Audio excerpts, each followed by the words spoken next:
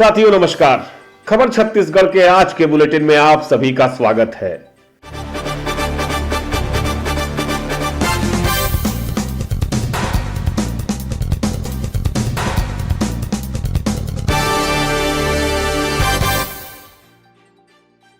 उत्तर प्रदेश में चुनावी राजनीति लगातार गरमा रही है। ताजा घटनाक्रम में उत्तर प्रदेश के अलग अलग हिस्सों से भारतीय जनता पार्टी के मंत्रियों और विधायकों को जनता द्वारा खदेड़े जाने की सूचनाएं मिल रही हैं। ऐसा पहली बार हो रहा है यूपी के चुनावी इतिहास में कि इस कदर भारी विरोध का भाजपा को सामना करना पड़ रहा है। सरकारें बनती रही हैं, बदलती रही हैं, लेकिन ऐसा पहले कभी नहीं हुआ था। सबसे पहले हम आपको दिखाते हैं उत्तर प्रदेश के उप मुख्यमंत्री केशव प्रसाद मौर्य से संबंधित यह वीडियो जो उनके चुनाव क्षेत्र इलाहाबाद के सिराथू का है।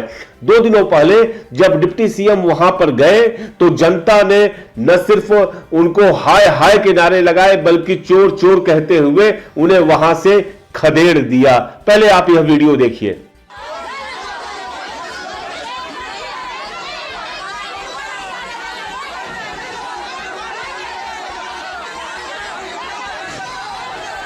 और आपको बता दें कि सिर्फ ऐसा नहीं है कि डिप्टी सीएम केशव प्रसाद मौर्य के साथ ऐसा हो रहा है। उसके अलावा अलग अलग जगहों से, मुजफ्फरनगर से, सीतापुर से, मथुरा से, तमाम जगहों से खबरें आ रही हैं कि भारतीय जनता पार्टी के विधायकों, भारतीय जनता पार्टी के उम्मीदवारों को लगातार जनता के भारी विरोध का सामना करना पड़ रहा है। सवाल खड़ा होता है कि इस भारी विरोध के पीछे की वजह क्या है? क्या वजह है कि जनता इस कदर नाराज है? क्या कोई गुस्सा उत्तर प्रदेश की जनता के मन में पनप रहा है? क्या यह विरोध आगे बढ़ेगा? यह सारे सवाल बहुत महत्वपूर्ण हैं जिन पर हम आज चर्चा करेंगे।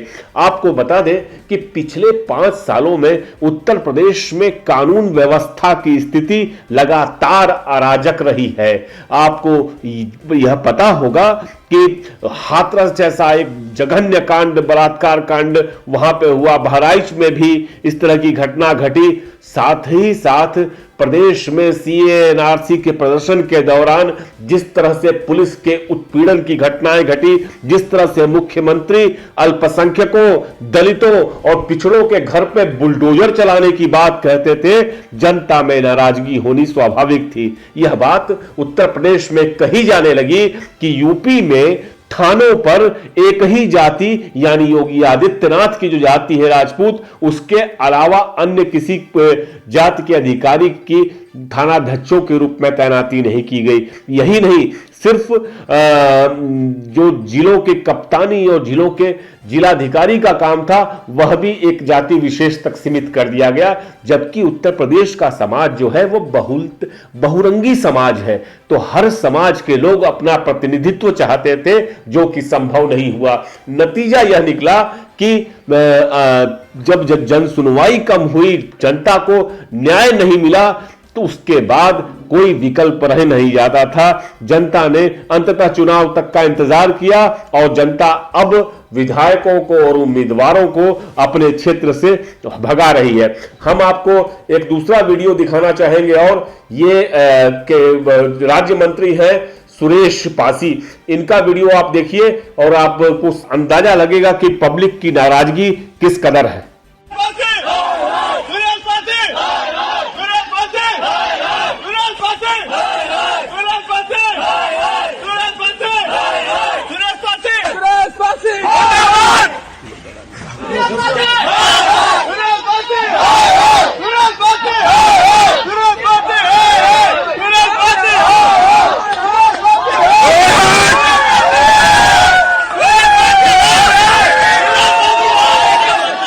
अमेठी के जगदीशपुर में जहां का यह वीडियो है, वहां की जनता बेहद उद्वेलित है।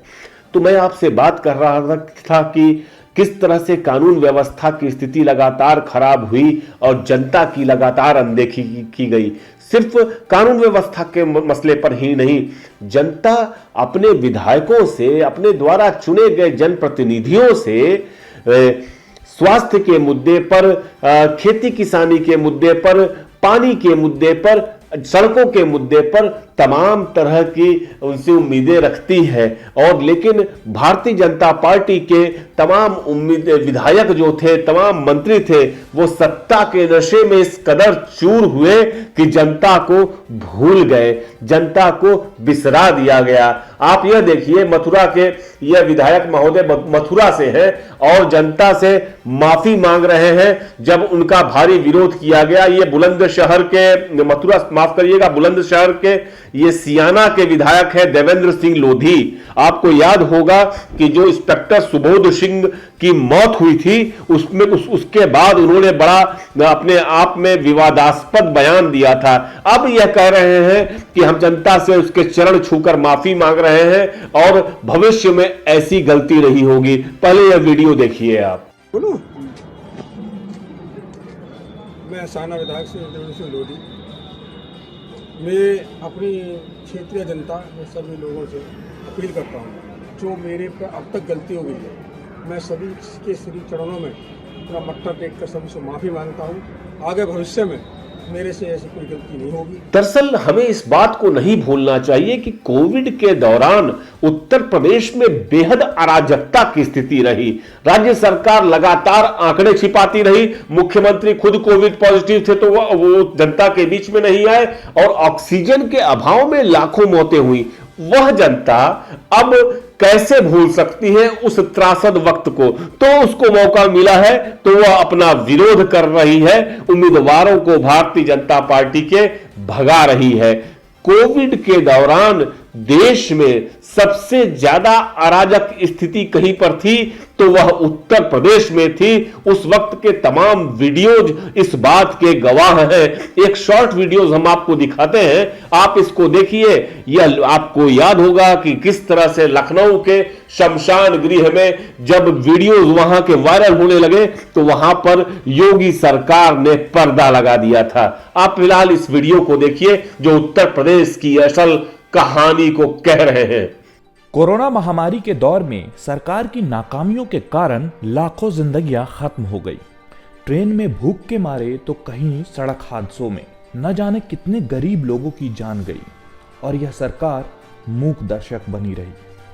हर तरफ कोरोना पीड़ित लोग दर दर भटकते रहे, लेकिन अस्पतालों में न ऑक्सीजन, न बिस्तर और न ही कोई नर्स या डॉक्टर। लोगों के पास अपने परिजनों को खोने के अलावा कोई चारा बचा न था। ज्यादातर लोगों की मृत्यु कोरोना नहीं, सरकारी लापरवाही के कारण हुई और यह सरकार स्वास्थ्य प्रणाली सुधारने के बजाय आंकड़े छिपाने में लग गई, जिसने किया कोरोना काल में जनता को लाचार। चाहिए क्या आपको ऐसी सरकार? दरअसल ये लोकतंत्र के लिए बेहद जरूरी है कि जनता पूरी तरह से जो उम्मीदवार चुनती है वो ऐसे उम्मीदवारों को चुने जो 5 साल तक उनके पक्ष में खड़ा रहे, उनकी बातें सुने। लेकिन यह सच्चाई है कि भारतीय जनता पार्टी के तमाम विधायकों ने, मंत्रियों ने जो मोदी के नाम पर चुन करके आए थे, लगातार जनता की अनदेखी की, उनसे बातें करना बंद कर दिया, उनकी सुनवाई कम हुई, जनता के पास कोई विकल्प नहीं बचा। अब जबकि चुनाव का वक्त आया है तो वह अपनी ताकत का प्रयोग कर रहे हैं।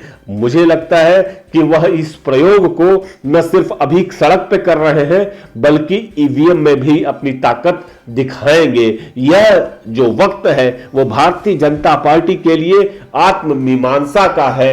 यह वक्त जो है इस बात का है कि भाजपा के मुख्यमंत्री योगी आदित्यनाथ इस बात पर विचार करें कि बुलडोजर और बिल में घुसा देने की भाषा जनता के बीच चलेगी कि नहीं चलेगी। लोकतंत्र है, जनता सर्वोपरि है, जनता राजा है और अगर जनता की अनदेखी, जनता को दोयम दर्जे का समझने की कोई भी कोशिश की गई तो जनता उसे खारिज करेगी और इस तरह के विरोध देखने को मिलेंगे। आप सबने हमारे आज के इस बुलेटिन को सुना, आप सभी का बहुत बहुत धन्यवाद। आपसे निवेदन है कि आप हमारे चैनल को सब्सक्राइब करें, लाइक करें और बताएं कि क्या कुछ देखना चाहते हैं। नमस्कार।